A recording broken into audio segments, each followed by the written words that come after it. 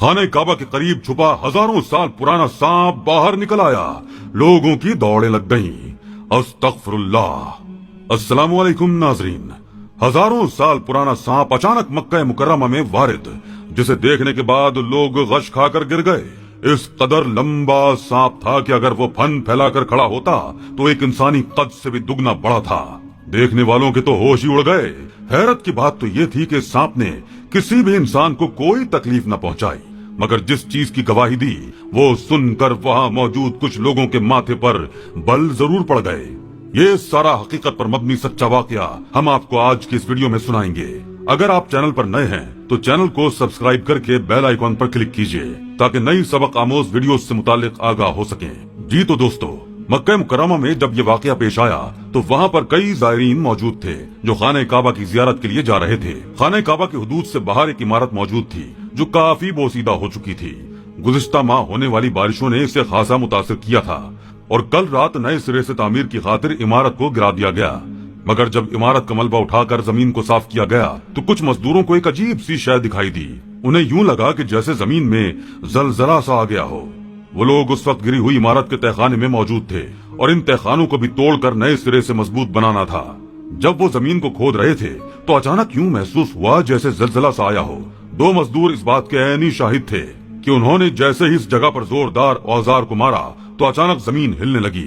انہیں یوں لگا جیسے ان کے پیروں کے نیچے کوئی چیز چل کر گئی ہو. وہ ہڑبڑا کر دیکھنے لگے. فوراً دوسرے مزدوروں سے پوچھنے لگے کہ کیا تم لوگوں کو بھی زلزلہ محسوس ہوا؟ تو وہ نفی میں سر ہلانے لگے، کیونکہ زلزلہ نہیں آیا تھا بلکہ وہ جہاں کھڑے تھے وہیں سے زمین ہلی تھی. انہوں نے اس بات کو نظر انداز کر کے ایک بار پھر زمین کو کھودنا شروع کر دیا. جو ہی اوزاروں کی مدد سے زمین کو تھوڑا کھودا تو ان کی حیرت کا کوئی ٹھکانہ نہ رہا، کیونکہ انہیں زمین میں کسی چیز کے ہونے کا اندیشہ ہوا تھا. دونوں ہی مزدوروں کی آنکھوں میں چمک سی ابھری تھی. کہیں یہ کوئی خزانہ تو نہیں تھا؟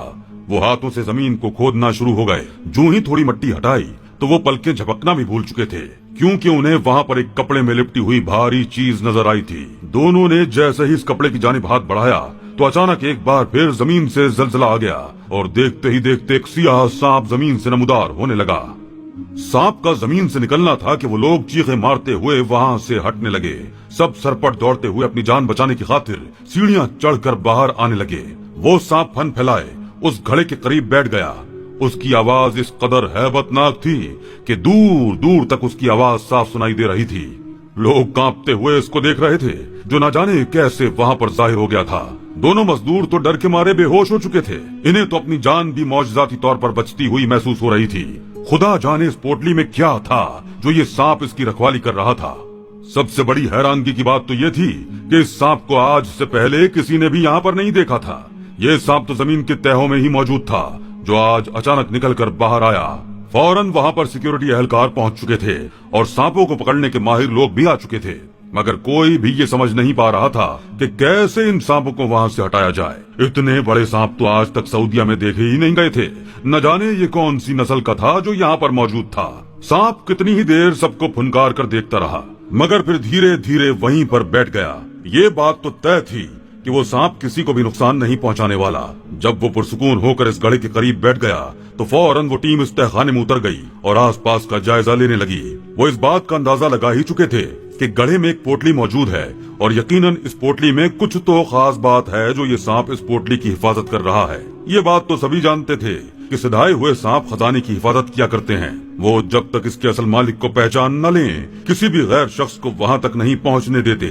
یہاں بھی کچھ ایسا ہی ہوا تھا. وہ ٹیم جیسے ہی سانپ کے قریب پہنچی تو اچانک وہ سانپ ایک بار پھر سر اٹھائے انہیں دیکھنے لگا. وہ سانپ ایک ہی وقت میں 3 افراد کو بآسانی نگل سکتا تھا مگر اس نے ابھی پھن پھیلایا تھا کہ وہ لوگ خوف کے مارے واپس آ گئے. انہوں نے یہ پلان بنایا کہ وہ زہر آلود دوا سانپ پر پھینکیں گے جس سے وہ مرے گا تو نہیں البتہ بے ہوش ضرور ہو جائے گا اور اس کے بعد وہ خزانے کو وہاں سے نکال لیں گے.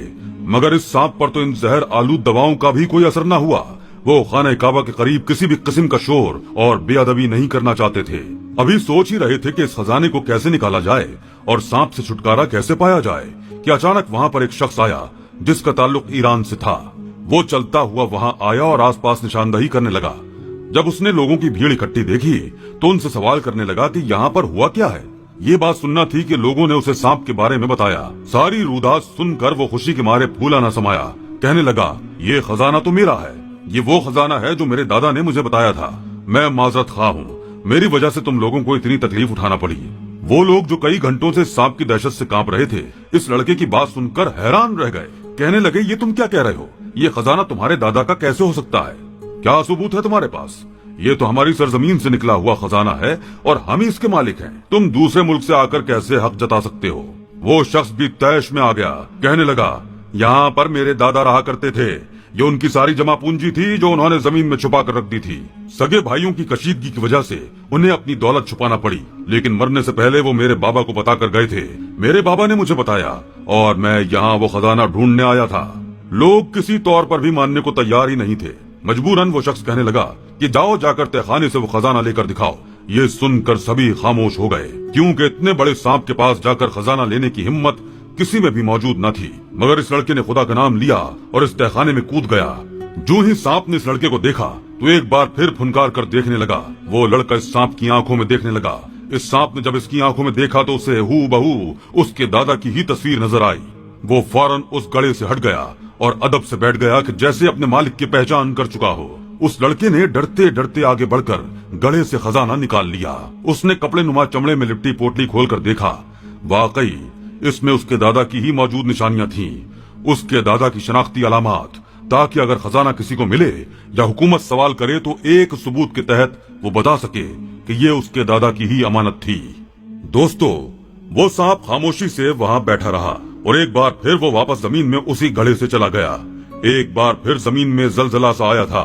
वो गरीब लड़का फौरन तहखाने से निकलकर ऊपर आया और खुश होकर लोगों को बताने लगा कि इस खजाने का मालिक मैं ही था और ये सांप मेरे दादा का पाला हुआ सांप था। जब वो ये मुल्क छोड़कर जा रहे थे तब उन्होंने इसी सांप को बतौर हिफाजत रखा था। और देखिए, खुदा के फजल और करम से हमारी अमानत में खयानत नहीं हुई, क्योंकि वो खजाना उसी का था, इसीलिए वो खजाना लेकर वहां से चला गया। अलबत्ता इन मजदूरों में अब दोबारा तामीरी काम करने की हिम्मत ही नहीं थी। वो इस कदर डर चुके थे कि कितने ही रोज बुखार से तड़पते रहे। इंसान अगर अपनी चीज की अमान खुदा को दे दे तो यकीनन उसकी अमानत में कोई खयानत नहीं कर सकता, जैसे सांप को भी खुदा ने ही वहां मुकर्रर किया था।